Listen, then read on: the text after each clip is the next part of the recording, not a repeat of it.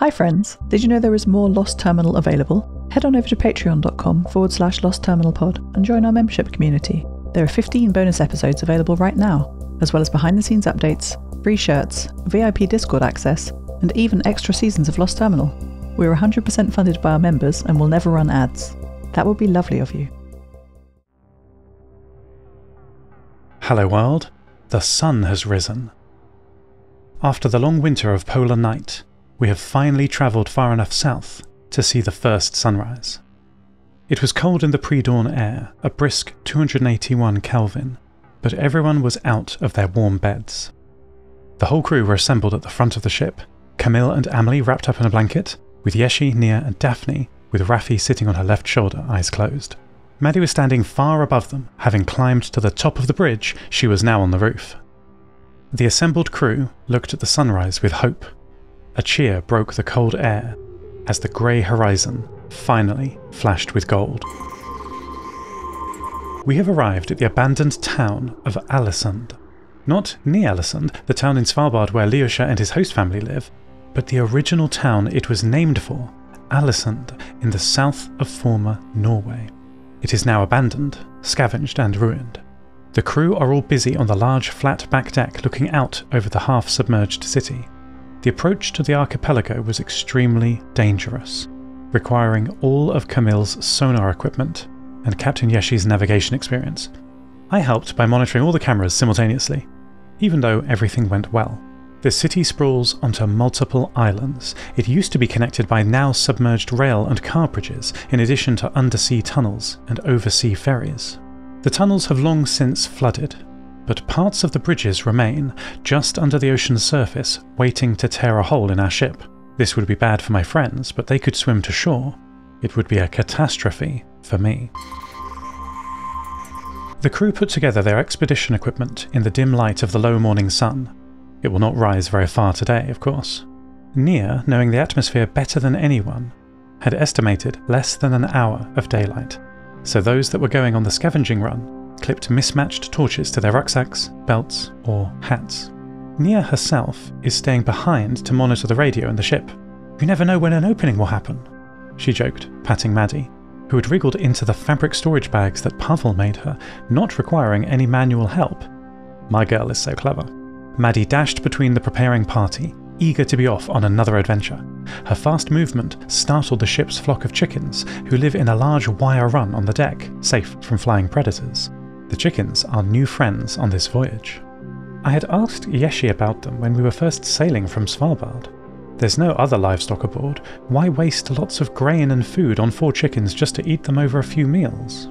"They are not for eating," Yeshi told me, seemingly shocked by the question. "They're unlimited eggs or a few meals of meat, but not both." I learned the names of the 4 chickens. Paheni is white, Henmayoni is blue-grey, Johannifer is jet black, and Henrietta, the favourite, is brown. Maddie would very much like to play with them. Nia was on the bridge, the highest part of the ship, with windows all around her, providing a clear view over this part of the archipelago, with the large islands of Aspoya and Nervoya ahead of us. We had watched the rest of the crew row away in a small boat to get to shore. Nia had a handheld radio with a stubby antenna, which was beeping quietly with her propagation beacon, but no other signals were audible in reply. "I'm actually here to look after you," Nia said, looking up at my camera in the corner of the room and smiling. "That's so kind," I said, surprised. "You don't need to feel you have to look after me. I know that you have your own life and tasks if you need time away from—" "Don't be silly," she interrupted, then stated simply, "We're family." She walked to a table in the back of the room, put down her radio, and clicked on an electric kettle. "Tea?" she asked, with a wink.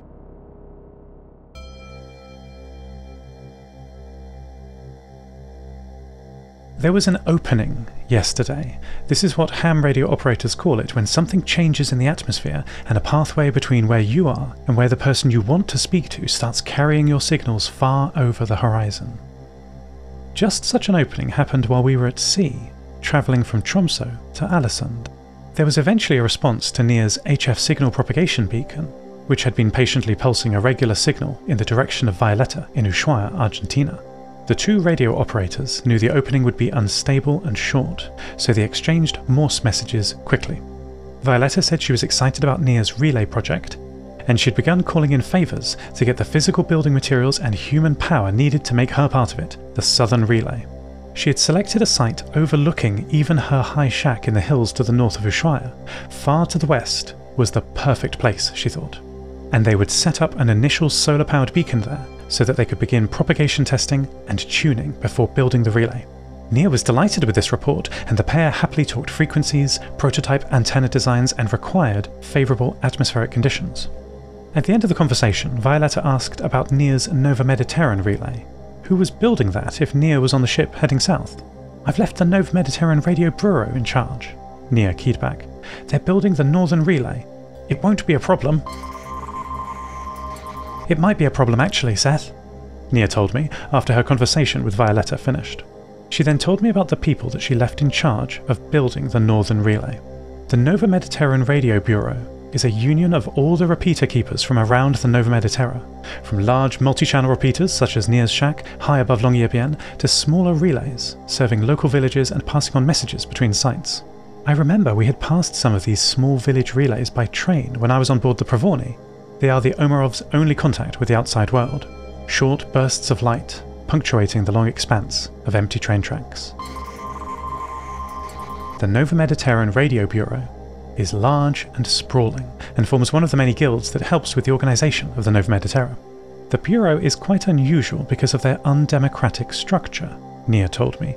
Every repeater keeper who maintains the network is a member, for as long as they continue their job, which is assumed to be until retirement, and there is no system for removing members. This is because repeater keepers, like lighthouse keepers, often live in the same building as the repeater they are keeping. It's extremely common for a ham shack to organically grow extra masts and outbuildings until it is the size of a repeater and functions as one. This lifelong appointment is quite unlike the way the capitals govern themselves. They are far more democratic. The Nova Mediterranean is made up of 6 capitals spread in an oval of coastline around the North Pole. Just as in the old Mediterranean Ocean, the capital's shipping routes crisscross the ocean, trading goods, travellers and culture.